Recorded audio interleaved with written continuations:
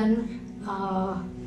Today is last day of 2021 and I have great pleasure to reach out to all of you on this occasion to really wish you a very happy 2022, the new year. And on this eve, just looking back for last almost 20 plus months, close to 2 years, I think all of us together have gone through a lot.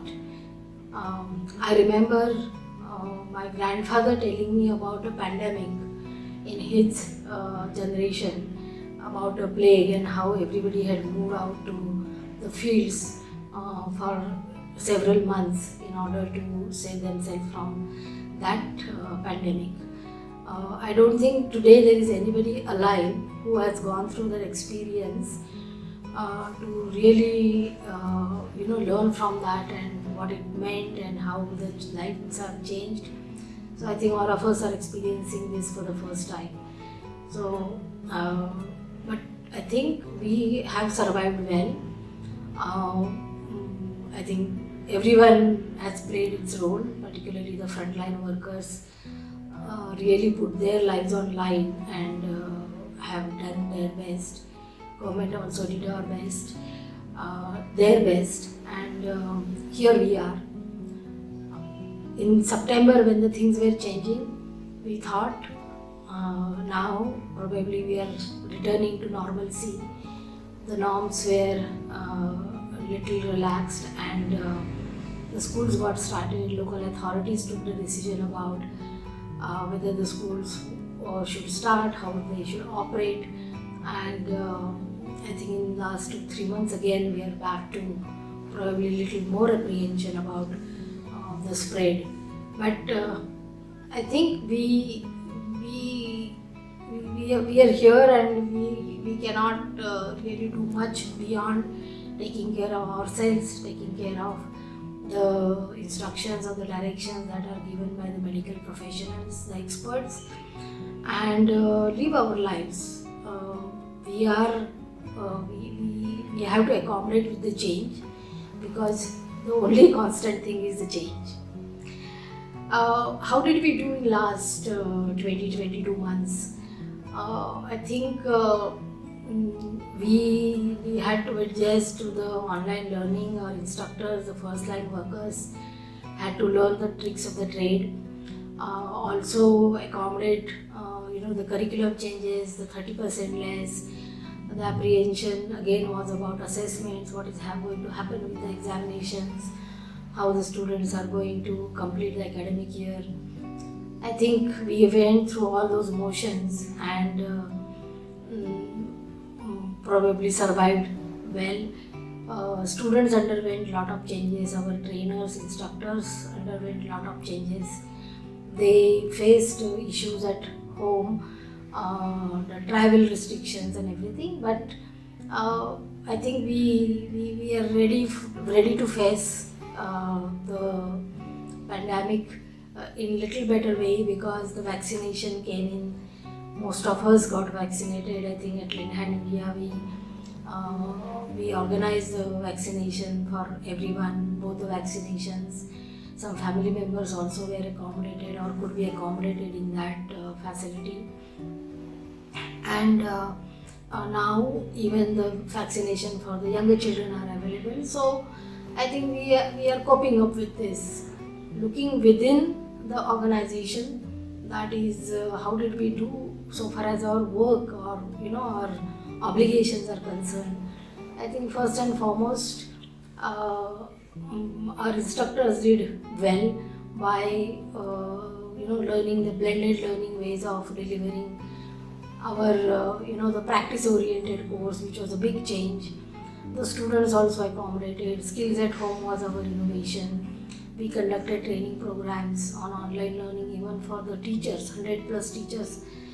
We did face some I would say hurdles, because the offices were not working, but thanks to the operations teams and particularly the accounts team who made it possible to do the disbursements, the expenses, the compensation disbursements on time. Another thing, probably I would say the positive fallout of COVID was a good amount of time was available for the entire team, particularly the people who led the projects, people who were involved in co-impact preparation for the co-impact proposal. We could give good amount of time for that, and the outcome of that is that we now have co-impact funding for the next 6 years. The project was launched on October 1st. Another, I would say, the praiseworthy thing which probably all of us should appreciate, and that is the commitment of our donors and supporters to the organization. Thanks to them that we were not required to do large scale retrenchment. Our commitments towards our people, our staff, we could meet. I think overall we all did well, and now we are entering into this new year with a bit of a confidence, I would say, that how to handle the situation, how to deal with these exigencies, these kinds of emergencies. I think good ways of communication, these 2 communication letters we were able to launch during this period are keeping the people updated. Maybe there is not much face-to-face communication, much lesser travel, but people have found other ways of staying in touch and communicating with each other. So I think it is a time, looking back, we did well. Of course, the challenges are there. We are entering 2022 with good amount of learnings, confidence that we can manage this situation. The lives have changed, the way we work has changed, the way we deliver our commitments have changed.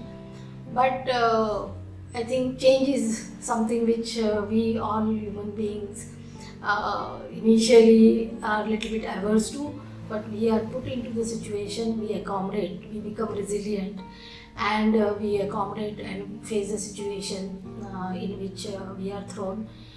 I am sure with the devotion, the involvement, and the commitment that you all have shown during the past 20-22 months, the way our supporters, donors have supported us, have put confidence in us, the co-impact as a new challenge for all of us, we are bound to prove ourselves to our commitments, do our best, and make our progress in the year 2022.